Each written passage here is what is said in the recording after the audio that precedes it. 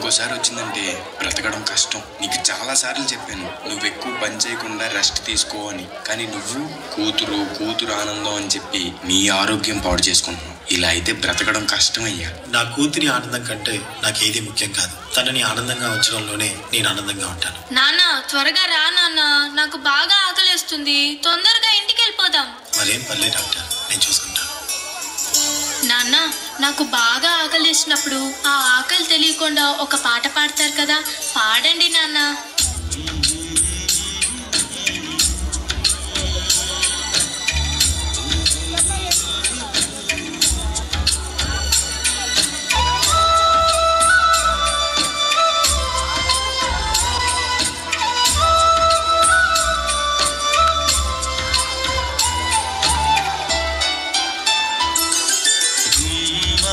గుమ్మడి ఆడిందంటే అమ్మాడి, daddy ఊపిరిలో మురిసే కూచిపూడి. చిందాడి తుళ్ళిందంటే చిన్నారి, మమ్మీ చూపుల్లో చూడు ఇంత వేడి. నాన్న కాళ్ళు నొప్పొస్తున్నాయి నాన్న.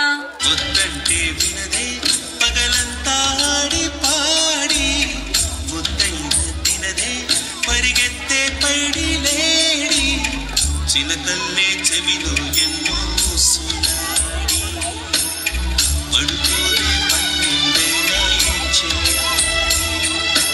గుమ్మాడి ఆడిందంటే అమ్మాడి, డాడీ ఊపిరిలో మురిసే కూచిపూడి. చంద్రయ్య ఎక్కడయ్యా నా అద్దె డబ్బులు? 6 నెలల నుండి అడుగుతున్నాను, ఈ రోజుకి ఇంకా ఇవ్వలేదు. ఇలా అయితే ఉండొద్దయ్యా. నా ఇల్లు ఇప్పుడే ఈ క్షణమే ఖాళీ చేసి వెళ్ళిపోండి. అయ్యా కొంచెం చిన్నగా మాట్లాడండి అయ్యా, లోపల నా కూతురు నిద్రపోతుంది, విన్నదంటే బాధపడుతుంది. ఎలాగైనా 2 రోజులు డబ్బులు కట్టేస్తానయ్యా. ఏంటి చిన్నగా మాట్లాడాలా? అద్దె కట్టడం చేత కాదు కానీ కూతురు ముందు పరువు కావాల్సి వచ్చిందా? రేపుడు కల్లా నా అద్దె డబ్బులు నాకు ఇవ్వకపోతే ఇంట్లో ఒక్క సామాను కూడా ఉండేవాను. ఏమైంది నాన్న? ఏం లేదమ్మా, పద పడుకుందాం. నేను మొత్తం విన్నాను నాన్న, నువ్వేం బాధపడకు నాన్న. నేను బాగా చదువుకొని ఒక మంచి ఉద్యోగం చేస్తాను, మనమే ఒక మంచి ఇల్లు కట్టుకొని ఆనందంగా ఉందాం. అప్పుడు ఎవరికి డబ్బులు ఇవ్వాల్సిన అవసరం లేదు కదా. నువ్వేం బాధపడకు నాన్న. ఎన్నెన్నో ఆశలతో పెంచానమ్మ గుండెల్లో,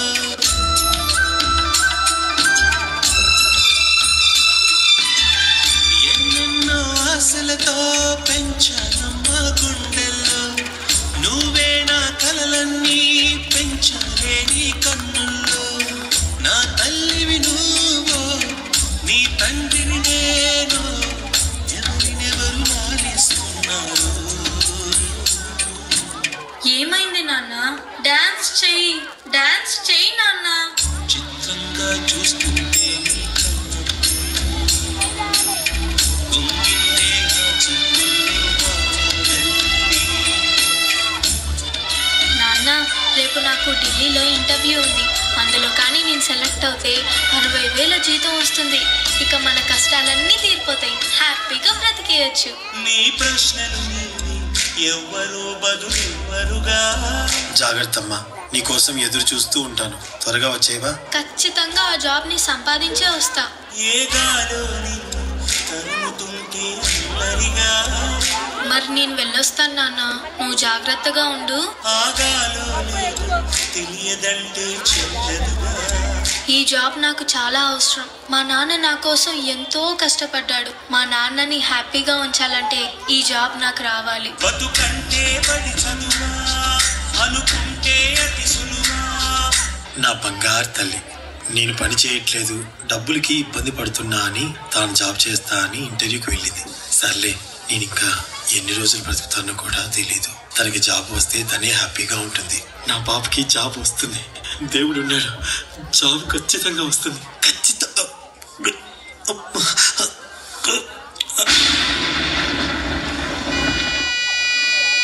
పొరపడినా పడి జాలి పడదే కాలం మనలా.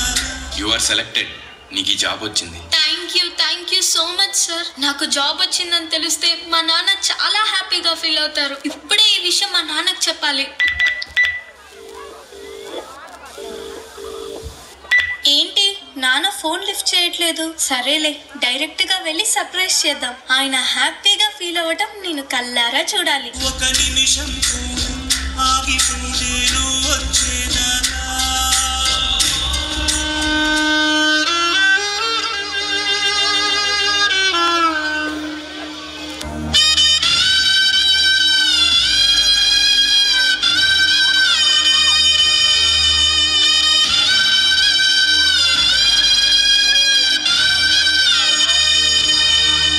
నాన్న లెగు నాన్న.